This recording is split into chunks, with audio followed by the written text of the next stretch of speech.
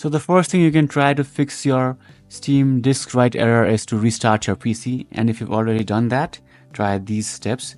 In your search bar, type Steam, and instead of just clicking on it to open it, click on Run as Administrator, because sometimes it might not have permissions to write. So we will run this as administrator, and this time maybe your error is fixed. Now the another thing you can try is to clear download cache. So go to Settings, go to Downloads, and here click on Clear Cache and click on Confirm. Now this will clear your Steam cache, and now you'll have to log in again, but your error might be fixed. If this did not work for you, you can try verifying the integrity of game files.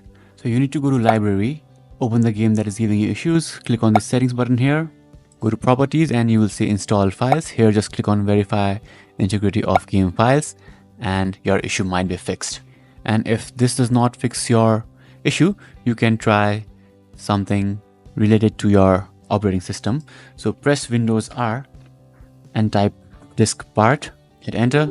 Here you will see a command prompt. Here enter this command, list disk, and you will see all your disks. Now you will see all your disks here. Now enter the disk that has your game installed. So in most cases it's C drive, so it will be disk 0. You can also figure it out by the size. So enter this command, select disk, and then your disk number, that is 0, and then enter this command, attributes disk clear read only. So in some cases your C drive might be read only, that's why Steam is not able to write to it. Enter this command and your read only attribute will be removed from your drive.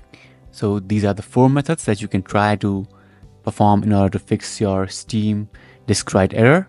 I hope one of these has fixed your issue. If your issue is still not fixed, let me know in the comments below.